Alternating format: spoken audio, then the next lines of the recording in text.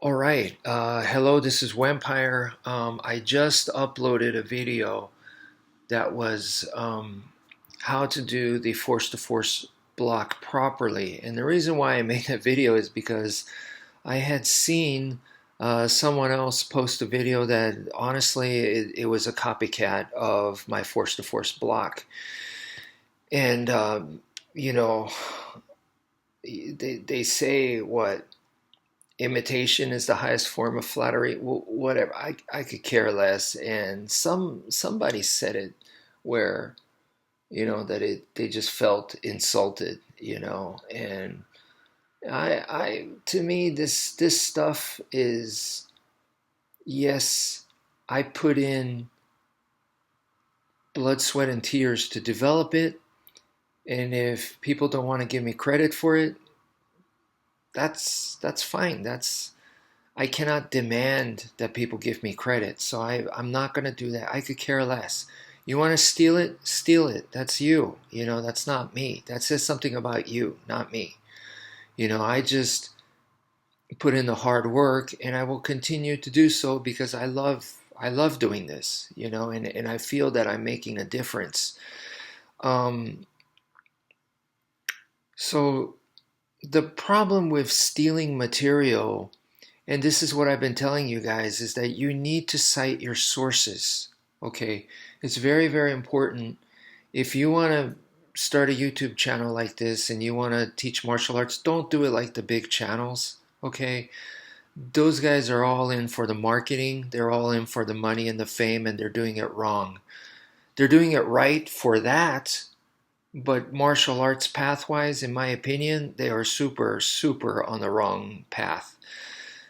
You have to cite your sources because this is martial arts. Martial arts meaning martial craft. This is something that you develop. This is not something that you buy.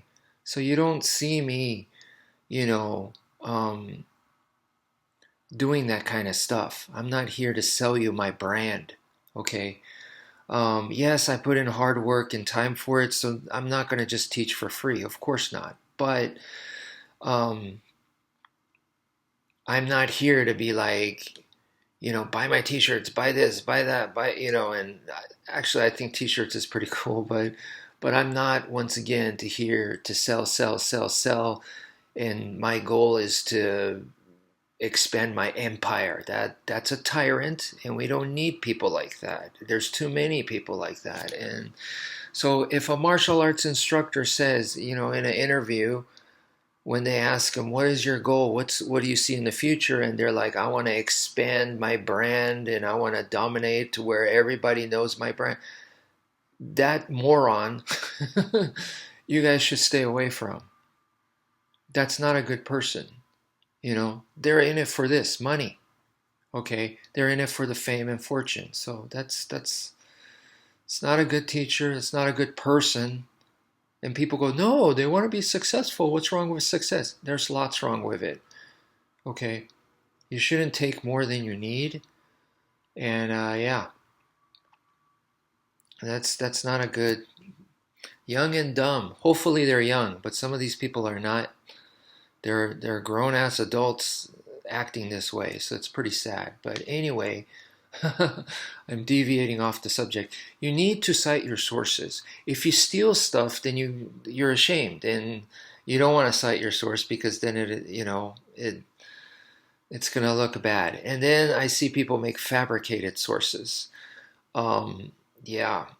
In particular, this organization stole my force to force block, and then they try to say that it comes from this, and there's still a big gap how you got it from your traditional martial art form to suddenly you went into sticks and suddenly you got the force to force block.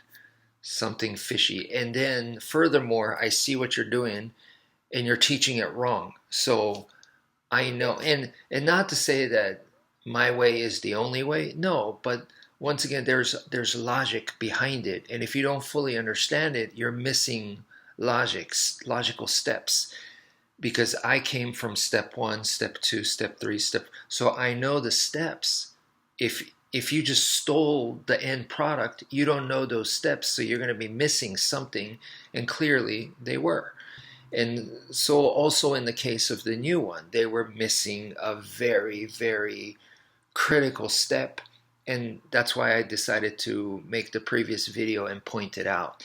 So let me cite my source. Where does my force to force come from? It comes from modern Arnis. Back when I learned it in 1990, my instructor taught it to me that we grab the stick with both hands and we have the stick vertical like this, and we're blocking a sideways attack. And then from there, your top hand snakes over and you disarm the other person. You disarm their stick. And I've shown this technique before on my YouTube channel. But anyway, that is the original material. And because this is not fabricated, you could check with Modern Arnis. And I recently got a Modern Arnis book on the basics. And in it, they mention the force to force block. And it was different from that one, but they do mention the name, the force to force. That was the actual name that my instructor said. And it was a more advanced form of that. What my instructor showed me is probably the more traditional, the more basic form. And that form, that technique is a two-parter. Like I said, it is holding the stick this way and blocking. That's part A. And part B is the disarm, where you snake your arm over. And I guarantee you, that back when I learned it, I was more interested in the disarm. And the way that my instructor taught it to me, I'm pretty sure he was more interested in the disarm, that he thought that was more interesting. And he, the force to force block itself was, it was minimalized. It was not emphasized like it was anything special or anything. So I have this story to tell you. What I'm telling you right now, this is all true. This is what I remember. And, of course someone could fabricate stories like this, but, like I said, the easy thing is check with the Modern Arnis organization and say, did you guys ever teach a block like that? Wmpyr says you did, and then I could even tell you 1990 is when I learned it. So, back in the day, so it would be 1990 and previous, did you guys do something like that? That could easily be verified, right? With the Modern Arnis people. And so anyway, my instructor taught me that, and it was years later, because up until this whole time, many years even after 1990, I was interested in me. I was me as a fighter, me using this material for self-defense. It was all about me doing it. I wanted to see what it's like when I do it. I could care less about anyone else. I don't care if my instructor could do it or his instructor could do it. I could care less. I want to do it, and I want to see myself do it, And anyway, many years later, finally, I was teaching. And when I was teaching, now for the first time, I'm focused on my students rather than me. And I'm teaching, and I have the forearm pads, right? Because I'm teaching basic kickboxing. And now my students are kicking me, and I'm, with the forearm pads, boom, taking it. And that's when I was like, wait a minute, my hands are like this. It's like if I have a stick, this is the force to force block. I'm doing the force to force block. That was a huge epiphany for me, and it never would have happened unless I started teaching, because me doing the kicking, I'm expecting someone else to hold the mid, or I'm kicking the bag, or I'm kicking somebody, so I wouldn't have had that experience. But here, finally, for the first time, I'm holding the pads, and I started going, this is the force to force block. And another connection to that epiphany was, there was a kickboxing instructor that I met in BJJ class, and this guy was a professional fighter, Was he amateur? No, he was professional. I believe he was a pro kickboxer. He had students, so he was also an instructor. And he was talking about like, oh, my arm hurts. And there was that tournament in Dallas that Chuck Norris was holding a full contact. I don't know, it's like kickboxing. Maybe they allowed throws but not ground, something like that. So Chuck Norris was trying to do something like that, and this guy was he going to enter, or he did enter? I think he did enter. So anyway, he was one of the fighters. So he's pro, entering that. So this guy, his shoulder was jacked up. So I was like, "Do you have any injuries?" He's like, "Yeah, my shoulder." I'm like, "All right. So when we spar, I'll be sure to not attack your shoulder." Um, and I remember I was like, "How did you hurt your shoulder?" And he told me that because he's holding either the focus mitts or the pads just like I was, and his students are kicking it over and over or punching it over and over, and he's getting whiplashed over and over. So his shoulder is getting messed up. And I remember thinking there's a good way to hold the focus mitts or the forearm shields, in a bad way. And to me, the bad way is where you're just holding it and just letting them do it. Boom. Letting them do boom. I don't even have to pay attention. I'm just holding boom, and they're doing it like that. To me, that's what he was doing, or similar to that, and that's how he hurt his shoulder. The way that I was doing it was I'm timing it. So when they're attacking, boom, I time it, and I'm redirecting it, so to speak. So right when they hit, boom, I'm redirecting it slightly downwards or whatever. And so I am learning timing. They are learning to practice their attack, and I'm learning timing onto how to receive it. So honestly, I'm getting more of the benefit. But the main idea is both of us, the person holding the pads and the person attacking, are benefiting. So in my case, I was the teacher, they're the student, but we're both benefiting. So I felt like if you do that drill properly, we should both benefit. And that mentality probably came from me doing a lot of partner drills from Filipino martial arts. So I'm like, what? I'm just going to hold a mitt for you, or I'm just going to be a dummy for you and just let you practice grappling moves on me. This kind of idea, I never liked that. It just seemed like only one person benefits, and then we'll take turns, and it just didn't seem time efficient either. So I hated that. I hated that kind of training, and to me, it was just smarter to where both benefit at the same time. Different things, but they're both benefiting. So anyway, all that combined, and I get this epiphany that holding the mitts for kickboxing, the forearm pads for kickboxing, and the force-to-force block is the same, one and the same. So that is a huge deal, because now my weapons fighting and my empty hands is now connected. I could do the same move. So with weapons fighting, I could do the force-to-force block, and then now empty hands, I'm doing the force-to-force block. Either way, I'm doing the force-to-force block. Now finally, Filipino martial arts made sense to me.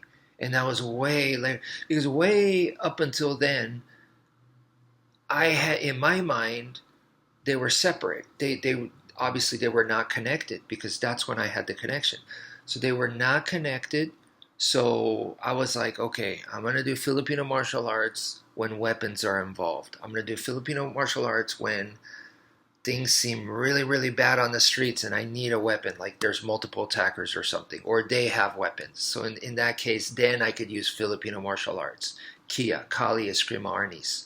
But until then, empty hands. And empty hands, you try not to bring the weapons in, because if you do, there's grave consequences. And that I learned from FMA. My instructor, I remember, he said, if the stick lands just a little bit right, or should I say just a little bit wrong, he said an eyeball can pop out. Just land. I mean, a punch lands on the head, it hurts. Maybe a black eye, maybe wiggly teeth. I mean, it's usually not super severe. an eyeball pops out. So you can understand the training mentality is different, right? Once weapons are involved. So I brought that same mentality to the streets. When weapons get involved, it's extra serious. So that was a good mentality for me to have, that I really didn't want to fight with weapons on the street, you know. If I didn't have that idea and I thought, yeah, it's the streets, I'm going to use a knife. What's the big deal? That's scary. I could have probably already been in jail by now if I had done that, you know. But thanks to training properly, I had the right mentality that this is serious. This is very, very dangerous stuff. You really don't want to do it, type of thing, you know.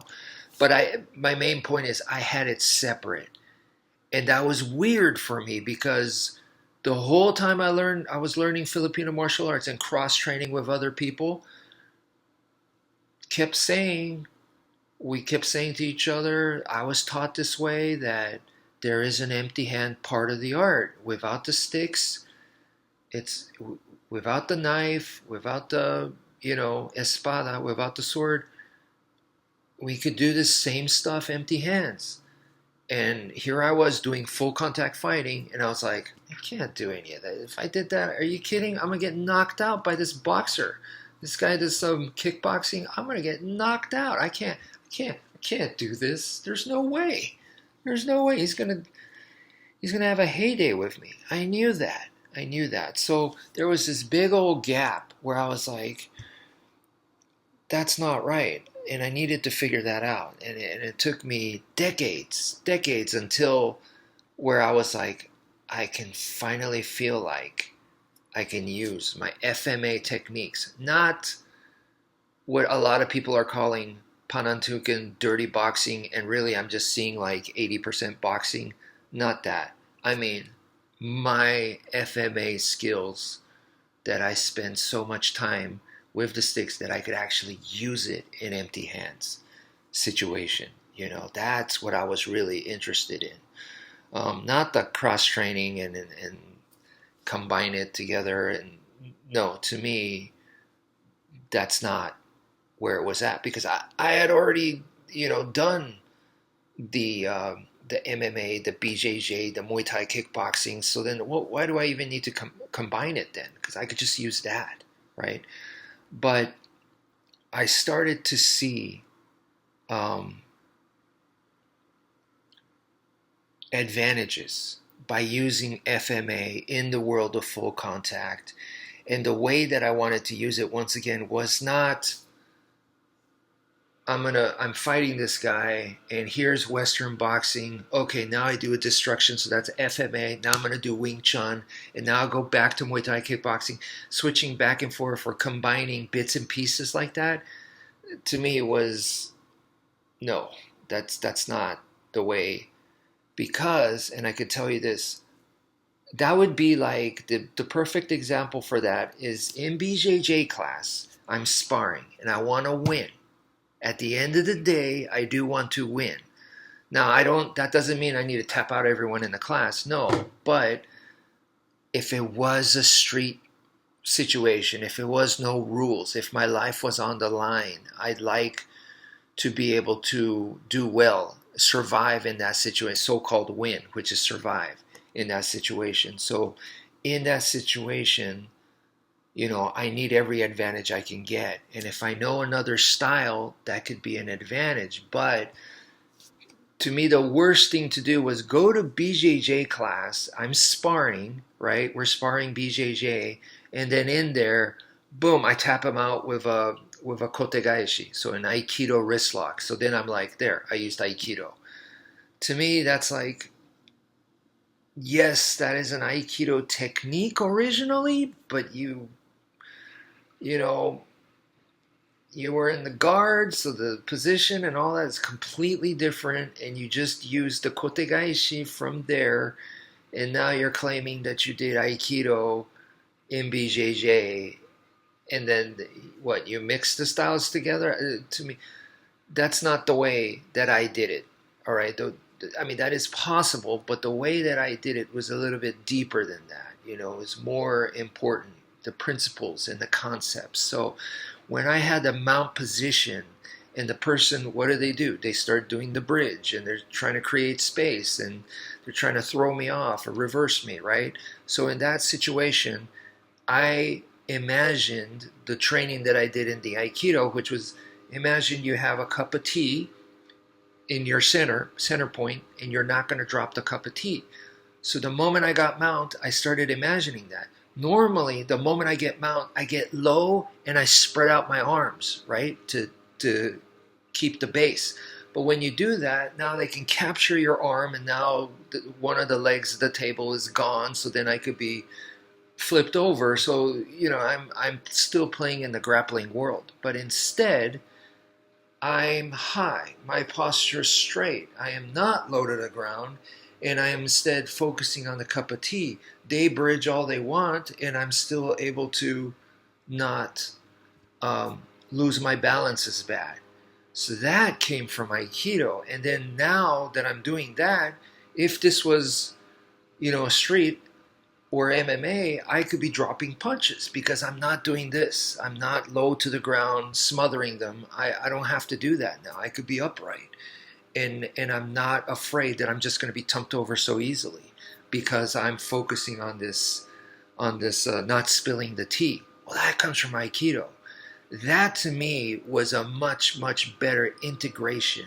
So when I'm seeing people teach Filipino dirty boxing, panatukan, they're mixing like, here's a destruction, okay, and then here's a jab cross hook, and then from there I'm going to elbow the bicep. They're mixing techniques. And for me, a much better way to do it, for example, is to use the body mechanics of body shifting, which comes from Filipino martial arts, and then continue that body shifting mechanic into the boxing, Western boxing. So that to me is a much more sophisticated, much more effective, because you're not, at that point, it's not so much the style. I don't care about the style. It's more about doing proper technique or proper body mechanics or proper strategy. Those are the things that are more important, not I'm switching, look, I mixed Muay Thai with Aikido, and then here's some 52 blocks, and here's some capoeira. It's none of that's. It's more like showing off, And so I just think about it. You guys watching this video, think about that. Okay. So anyway, it's so important to cite your sources from an educational point of view. Look, people are going to steal stuff. That can't be changed. There are jerks everywhere. There are always assholes, and they want to steal stuff, claim it was theirs the whole time, or that they came up with the idea and they're geniuses or whatever. There's always going to be people like that. You can't change that, and so don't bother with that. But I'm not saying cite your sources as a copyright. No, I'm saying cite your sources because later on, when you evolve and you progress, you want to go back, or someone else watches your material and they go, where does this come from? I want to study the source more in depth because I don't feel like I understand the actual technique. Okay, then it's super important to cite the sources. And now you guys know that the force-to-force block originally, it comes from modern Arnis. And, like I say, I went into a lot of detail there as far as what the actual technique looked like. But later on, I realized that I was like, everyone in Filipino martial arts, Kia, Kali, Escrima, Arnis today, they're pretty much doing the force-to-force block without realizing it. It's not called that, but that's what they're doing.